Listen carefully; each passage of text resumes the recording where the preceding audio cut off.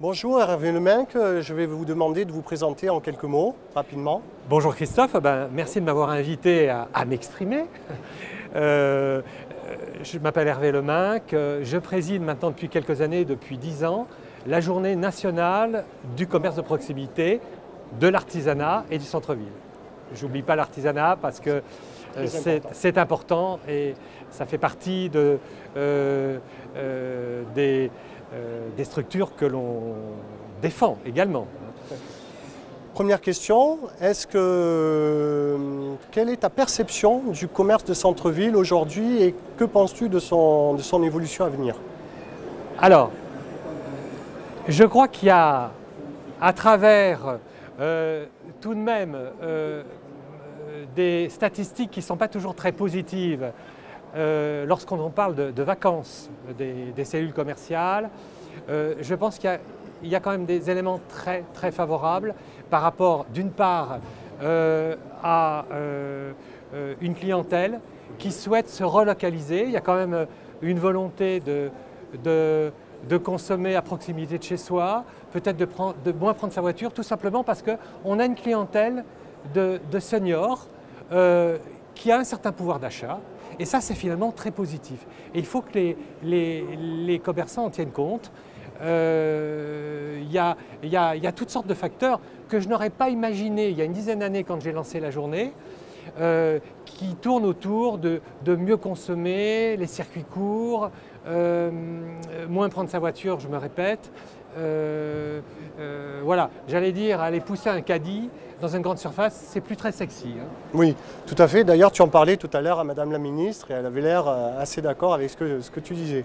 Oui, tout à fait. On a eu l'honneur de recevoir la ministre le 11 avril dernier au cours de la cérémonie de remise des prix du label, parce que tu sais que, Christophe, nous développons un label, le label Commerce de proximité dans la ville, voilà, qui fait en sorte que tous les acteurs du commerce travaillent ensemble, se retrouvent au sein d'une journée récurrente qui a lieu tous les deuxièmes samedis du mois d'octobre. Tout à fait. Deuxième question, penses-tu que les collectivités territoriales ont les outils nécessaires pour développer une véritable politique de développement au niveau des commerces sur leur territoire? Les outils, de quels outils parlons-nous? Voilà, de quels outils parlons-nous? On est quand même dans un contexte assez instable.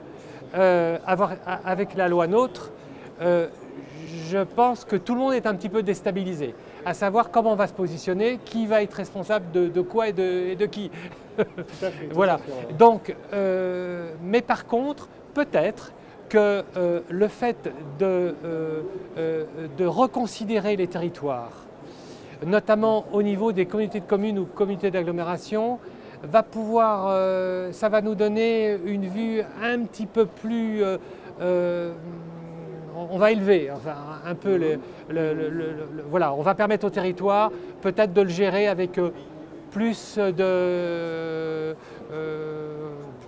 raisonnablement, et que chaque commune ne fasse pas sa politique de développement commercial qui ne va pas vraiment dans le sens des intérêts collectifs sur un territoire élargi. D'accord. Enfin, dernière question et non des moindres, quelles sont les raisons de ta présence ici au congrès des managers de villes et de territoires? D'abord, ma présence, c'est parce que j'ai été invité par le SIEC et le Club des managers. Je pense qu'on a de véritables points de convergence. La JNCP, c'est 400 villes en France, ce qui veut dire, j'allais dire, un carnet d'adresses qui est exceptionnel. Ce carnet d'adresses, c'est 400 maires, 400 adjoints au maire, près de 50 ou 60 managers qui portent l'opération sur ces 400 villes.